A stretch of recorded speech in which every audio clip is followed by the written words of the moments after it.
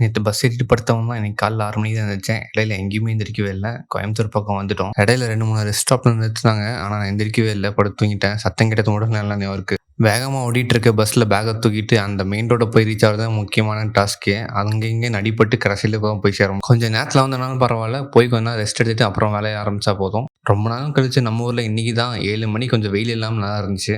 நம்ம வீட்டுக்கு வர ரெகுலர் கஸ்டமர்ல இவங்களும் ஒருத்தவங்க. ஆனா என்னதான் ரெகுலர் கஸ்டமரா இருந்தாலும் கொஞ்சம் கூட புரிஞ்சுக்க மாட்றாங்க.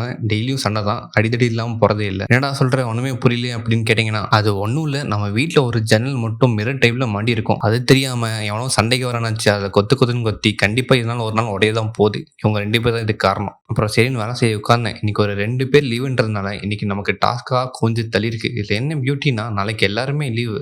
நான் மட்டும் தான் வேலை செய்யணும். நாளைக்கு போட்டு பிரிக்க போறாங்க. மண்டே நான் லீவு. அதனால வேற வழி இல்லாம இன்னைக்கு வேலை செஞ்சேன். மண்டே தான் இருக்கிறதுலே டாஸ்க் அதிகமா வரும். அவங்க ஷேர் பண்ணிக்கிட்டோம்னு சரின்னு விட்டுட்டேன். சரி வேலைய முடிச்சுட்டு மாடிக்கு வந்தா, சன்செட் ஆவறப்போ கரெக்ட்டா யாரோ பிரஷ்ஷ வச்சு மேகத்தெல்லாம் வரைஞ்ச மாரி பயங்கரமா இருந்துச்சு. சரின்னு அப்படியே கொஞ்சம் வேடிக்கை பார்த்து நடந்துட்டு இருந்தேன். நேத்து நடந்ததுக்கு காலெல்லாம் எதுவும் வலி இல்லல்ல. நார்மலா தான் இருக்கு. சரி சாயங்காலம் கிளம்பி மாமா வீட்டுக்கு போய் அக்காவையும், அக்கா பையனையும் கூட்டு வரலான்னு கிளம்பிட்டோம். வரப்ப தண்ணீர் பந்தல்ல இருக்க கருப்பராயன் கோயில்ல நின்னு சாமி கும்பிட்டு, வீட்டுக்கு வந்து கொஞ்ச நேரம் ஆட்டம் போட்டா, அதோட இன்னைக்கு நாள் முடிஞ்சுச்சு.